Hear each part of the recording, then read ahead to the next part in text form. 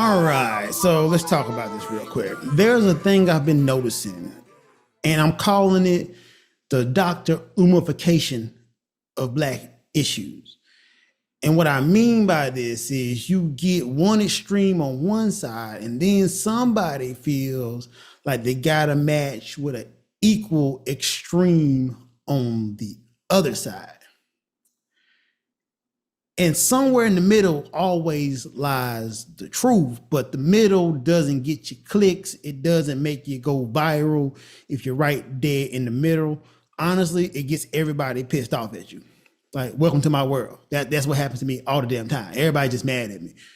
But I'm gonna make this simple. People look at me, and because I've dated outside my race, they'll say shit like, "Oh man, you ain't pro-Black." Like I heard it a lot. But here's the reality nobody really wants to say out loud.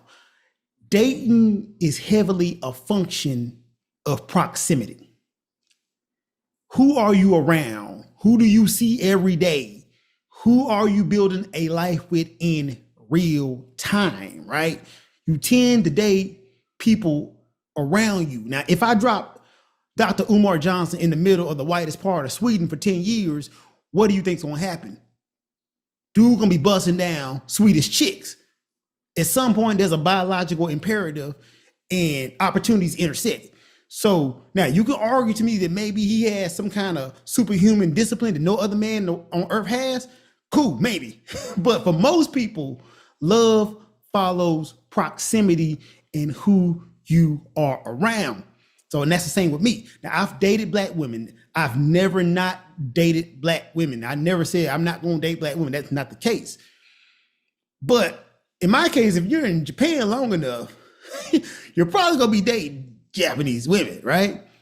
And people will say, well, you can find a Black woman over there in Japan. And yeah, you're right. I can. I could have found a Black woman in Japan. But that's like going into an Italian restaurant asking for a taco. Like, maybe I can find a taco, but how good the taco gonna be, right? And I know that's a terrible analogy, but you get what I'm trying to say. And I have met beautiful Black women in Japan, but much like I'm saying, proximity, it wasn't near me, or we couldn't get things popping because of distance, right? That matters. Now, here's where I'm gonna get deep on y'all. We got to stop turning everything into a purity test. Because if we're talking about Black progress, Black upward mobility, Black excellence, you're gonna have some imperfect allies. Like, I consider Willie D an ally in a lot of conversation. I consider Dr. Umar Johnson an ally. Now, do I agree with everything they say? Hell no, not even close. But that's the point. If your movement only works with perfect people, then your movement is dead on your arrival. You're gonna have imperfect allies, right? But you kill your allies by trying to make your allies perfect. Not a real sustainable movement if you're killing all your allies, man. You can't have no soldiers, you're killing all of them. Like, who's gonna go out there and fight for you if you're killing all your soldiers? Now, let me get real with this conversation and get to a point I really wanna make. There has never been a bigger supporter of the Black man than the Black woman. Nobody comes close. Historically, socially, educationally, emotionally, Black women show up for Black men, period. My best friends and confidants are Black women. Black women prop me up and have done so much for me. And Black men in the Black community in general, there is no bigger supporter of the Black man than the Black woman. But here's where it's going to get a little controversial. There's never been any supporter greater than the Black woman, the Black man, but the second largest supporter of the Black man has been the white woman. Now, cook with me for a second. Y'all hear me say that, but cook with me for a second. You got to understand why this even matters, because in this white supremacist structure we live in America, and that we've exported around the world, white men sit on top. But where do white men come from? White women. That's the pipeline. And historically, the system has been obsessed with controlling that pipeline. That's why you see something like Emmett Till. That's why Emmett Till happened. It wasn't about that one accusation. That was about protecting a system where white women are positioned in a way that maintains white male dominance. And the sad thing is the system doesn't even fully protect white women like that. It really doesn't. It just gives them enough proximity to power, like just enough protection, just enough advantages to be invested in this system of white supremacy we have in America. Because if white women ever step away from that system, it collapses, it fails. And that's the fear, right? That's what these white supremacists fear. They fear the white woman jumping off this whole system of white supremacy, because white supremacy can only last if you have white women, right? So when you see interracial dynamics, especially involving like black men and white women, it triggers something deep into a lot of racist psyches, right? It touches on a power structure. But here's where I push back on both extremes, right? Like telling a black man don't date outside your race, that ain't helping, right? Telling him you are abandoning the black woman, that ain't helping either.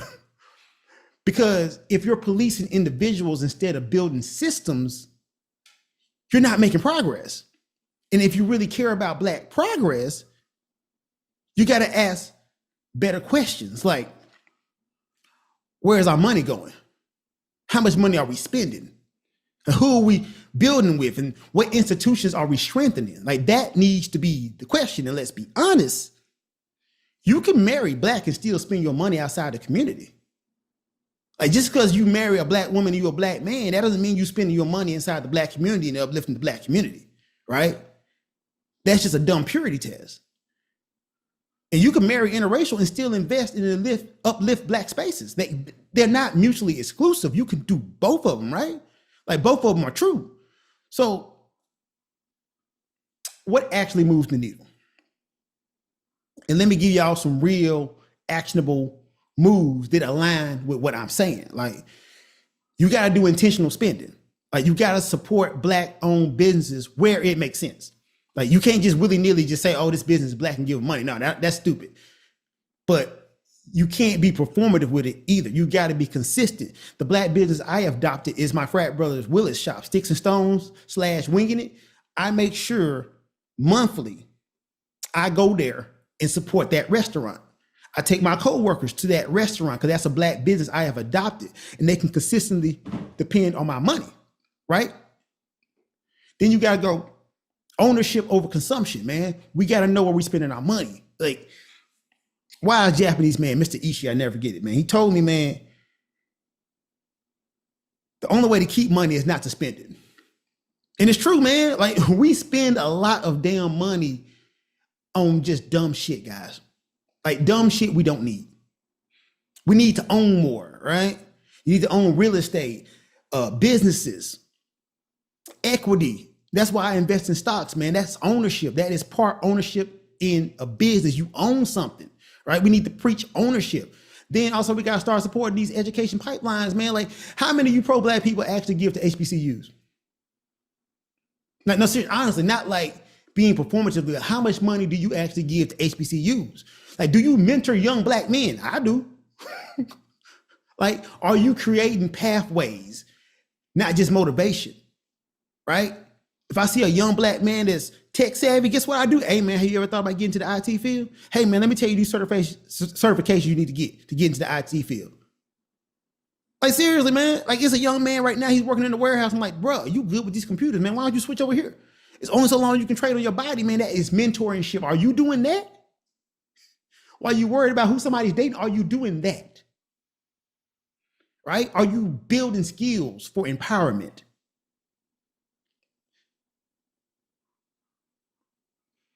And the last thing I want to say that like people really need to do, and this is kind of gets overlooked, we got to start controlling our media. right? You got to support Black creators who are telling real stories, not just trauma and stereotypes. I always say, man, if I really wanted to grift, dog, I would just go full right wing and go MAGA. Cause, bruh, folks pay good money to see a Black man tap dance. Like, seriously, if I just tap dance and just pair it with these folks what they hear, dog, I can make so much money, dog. Seriously, it's been proven time and time again. But, you know, shame on me. I got these things called principles.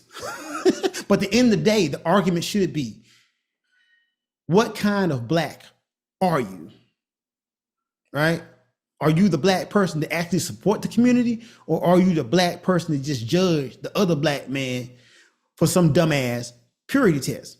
So yeah, man, just date who you want to date. Dead ass. Love who you want to love. And that includes gay people, man. Like, if you gay, man, love who you want to love. But understand the system you're in and move with intention inside of it.